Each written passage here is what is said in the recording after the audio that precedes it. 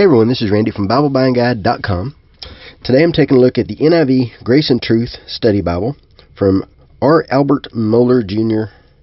and the Southern Baptist Theological Seminary. They've sent it to me in hardcover and in blue goatskin. So in this review we'll cover the basics of it, but if you want to see more detail, then head on over to BibleBuyingGuide.com. I'll place the link in the notes where you can see more information about these. I always do more detail in my written reviews. Also, I do reviews on BibleBuyingGuide.com that I don't post here, so be sure to check that out to get more information and more reviews. So let's start with the hardcover. It is a basic hardcover with a blue jacket, and underneath is just the standard hardcover design.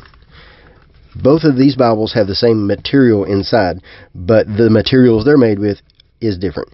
So this one starts with a copper, I'm calling that copper, it might supposed to be gold, but I'm calling it copper, paper liner, and it does look to be reinforced. I'm not 100% sure of that, but it looks reinforced, so it should last fairly well. This is a sewn binding, and the liner works as the presentation page. This is made in China, using the 2K Denmark designed NIV typeface in the comfort print. This is a 32 GSM paper. It's the same paper they use for all of their study Bibles.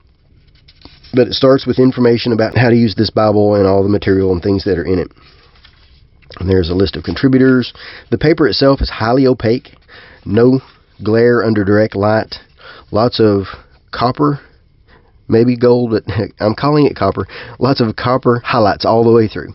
So all the section headings, all the book names, all the highlights are in this gold. It includes a large book introduction. Some are 2 pages, some are 4 or 5 pages. And they're not separated and divided out like a lot of the study Bibles are. In fact, this study Bible doesn't include a lot of the study Bible information that a lot of study Bibles do. This one has just text, but it does include the same kind of information. It tells you about the book, it tells you about the main themes, and it tells you about the main characters, and it gives you some scriptures and some references. It doesn't include like a key verse or an outline or anything like that. And then we get into our text. 9-point font, and it is a true 9-point. It does look good. This is the 2nd generation NIV comfort print design. And you'll see the gold or copper highlights all through. The verse numbers in the center column references are in gold. And then we have the gold line separating the text from the commentary. All of the references. Now, if there are more references than what will fit in here, they will spill over to underneath the last verse on the page. In our header, we have the book name, chapter and verse number, a little icon, and then the page number on the outside. And then all of our section headings are all in this copper color. It looks good unless you're trying to read under light, and then it kind of washes out and it's hard to read for me. To me, there's not enough contrast here. But it does look good on the page, especially if you're not reading in a bright light, and it does stand out enough. And this is the main design. It is a double column paragraph with line matching, with lots of space between the lines, so it's comfortable to read. It does include the standard NIV layout design, so it does have letters looking like letters, poetry looking like poetry, lists look like list. And when it comes to the layout of the study Bible itself, commentary is placed at the bottom of the page in 2 columns. And it doesn't include charts, graphs, it does not include articles, anything like that. So it's just a commentary edition with book introductions. And then also underneath the last verse is the translation footnotes. Poetry does have a lot of verses with a single word, but I see what they're doing. You have to indent so that it shows that it's the next line that goes with that previous line. And then you have to keep indenting and keep indenting, so you have lots of verses with a single word. Has about 8 to 9 words per line. The hardcover edition is red letter. And this is some of the best red I've seen. I love that red. That is beautiful. Dark. Both black and red are dark. And then, as you can see with the section headings, they do include parallel passages with a little parallel icon. Now, these are the cross-references from the NIV Study Bible. There are lots of them. Let's look at Genesis 1 as an example. For Genesis 1, it starts here. Goes all the way down to there. So all of that is for Genesis 1. There's a lot of cross-references. I don't know how many there are, but there are a lot of them. The commentary is verse by verse, but it's actually passage by passage. So it takes every single verse in a passage so that all the verses are included. And it covers the main themes in the passage. So it doesn't cover every detail. It doesn't cover everything in that passage, but it will cover the main themes. The commentary is from the Southern Baptist Theological Seminary. So it is that one point of view. It doesn't include multiple points of view like I kind of prefer. I do prefer multiple points of view when it is possible from the text. They mostly include theological themes. Sometimes it does include information about people, places, and things. It does have a lot of information. It does not include a lot of word studies. So you're not going to find a lot of Greek and Hebrew in here, or Aramaic, but there will be a little bit. This also has the Concordance from the NIV Study Bible. We have a table of weights and measures, and no other study material besides the basics. But they're done really well. It's not just simple references. There are lots of references. This is not a simple concordance. There are lots of this is huge. That's how big the concordance is. Over 300 pages. That is huge. So we have 36,000 references. Now, I didn't count them.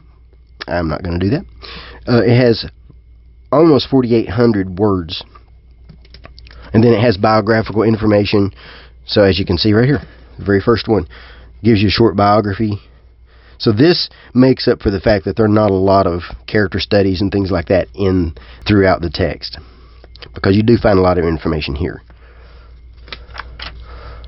Just as a quick example, we'll see how many it has for God. So for God, it includes gods, godliness, godly, and gods. And it starts here. 1, 2, 3, 4, 5, 6, 7, 8, 9, 10, 11, 12. 12 and a half columns just for God. So that is a lot of references. Lots of references there. And then now this one has an index to maps. I like it when they include an index to maps because it just makes them easier to use.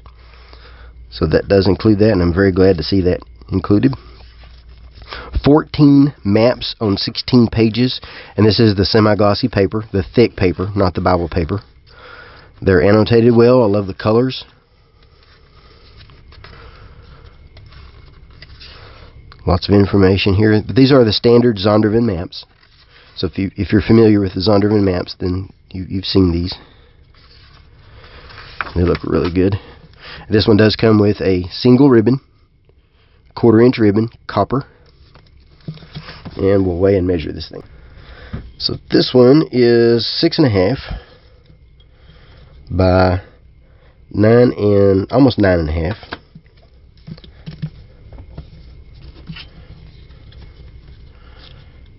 By 2 inches thick. And it weighs 3 pounds 10.9 ounces. So the goat skin is 3 pounds 11.5 ounces. And this one is slightly larger, just a touch over 7 1/8 by 9 7/8 by 2. Now where this one is different, of course, being the fact that it's a Premier Collection, it has a goatskin cover. I love this blue. This might be my favorite blue of any of the blues that I have seen in a goatskin cover. Minimal size for the text. It looks clean and elegant. 1, 2, 3, 4, 5 large raised spine hubs. Perimeter stitching, and it does have a yap, a generous yap. 3 large ribbons in dark blue, pewter, I think that is, and scarlet red. And that scarlet red matches the liner. Now, myself, I don't like a bright red for a liner. For me, this is too bright. I have heard from a lot of people that do like it. Me personally, I would have liked to have either seen this really dark blue or maybe a darker red. I think that would have been ideal for me. But and you can see the red liner in the yap. It's a 5/8 inch yap, and then the liner also includes a gold gilt line and then an edge line tab. Another place this is different is the paper. This is also made in China. This paper is the 36 GSM European premium paper, and this one includes overcast stitching. Might be very difficult to see because of that pattern there, but there's an overcast stitch line that goes all the way down. It's a really tight line of stitching. You might see that. And then another place this is different. This is a black letter edition instead of a red letter. And another thing is that this text is darker. The paper is smoother. The show-through is the same, but I think the reason for that is that the opacity of this paper is better than the opacity of this paper. The darkness is darker on this one than it is on that one, so the show-through looks to be the same. So we have red letter versus black letter. Everything else about the two is the same. So here's how this one looks. That is a good dark font. I prefer this one just because of the paper and the darker print. I do love this red letter in this one though. If you like red letter, I think you'll like that one. This is excellent paper. This is even better paper. And of course this is floppy. You can do what you want to with it. It's goat skin. It's an elegant Bible. It's clean to read. You can read this without having to even pay attention to the notes if you wanted to. And of course they're there when you do want them. So it's a good reader as long as you're okay with a large Bible. This is a large Bible. Yeah, this Bible is elegant.